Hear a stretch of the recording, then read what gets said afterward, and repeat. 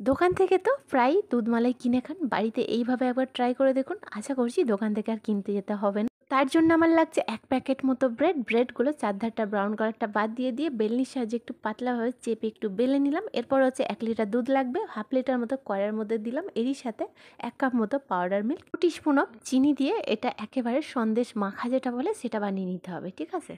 আর অবশ্যই স্টার করেই যেতে হবে, মানে নেড়ে যেতেই হবে, নাহলে কিন্তু নিচের দিকটা ধরে যেতে পারে। আর এইভাবে দেখতেই পাচ্ছেন একেবারে মাখা সন্দেশ যেটা হয় সেটা হয়ে গিয়েছে।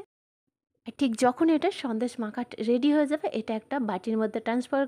আর ঠিক একই কড়াইয়ের মধ্যে হাফ লিটার যে দুধ বাকি ছিল ওর মধ্যে দিয়ে দিন, এবং হাফ স্পুন অফ এলাচের পাউডার এবং 3 টিস্পুন অফ সুগার দিয়ে ভালো করে ফুটিয়ে নিন 3 থেকে 4 বার বলক আসলেই। এরপর হচ্ছে এইদিকে কাটিং করা যে ব্রেডগুলো ছিল একটা কাটিং বোর্ডের ওপর রেখে যে সন্দেশটা রেডি করেছি, সন্দেশটা কিন্তু এক ধারটা ব্রেডের ওপরে দিয়ে দিন। আর কি, আর কিছু না, জাস্ট ব্রেডটা ভালোভাবে যেইভাবে মাদুর গোটায় সেইভাবে গুটিয়ে নিন আর কি, এক ধার থেকে আরেক ধারটা মানে শেষ করুন। এইভাবে দেখুন আমি যেভাবে করছি এইভাবে করে প্রত্যেকটা ব্রেডের মধ্যে এইভাবে সন্দেশ মাখা দিয়ে একটা যে কোনো পাত্রের মধ্যে, আমি কিন্তু সার্ভিং বোল নিয়েছি, সমস্তটা এইভাবে সাজিয়ে দিলাম। এরপর হচ্ছে যে ফুটিয়ে রাখা এলাচের পাউডার এবং চিনি দিয়ে ফুটিয়ে রাখা দুধটা এর মধ্যে পুরোটা অ্যাড করে দিন। এরপর কি রেডি হয়ে গেল পাউরুটির দুধ মালাই। লাস্ট হচ্ছে পেস্তা দিয়ে আপনার শেষ করুন, আর ফ্রিজের মধ্যে 10 মিনিট রেখে ঠান্ডা ঠান্ডা পরিবেশন করুন।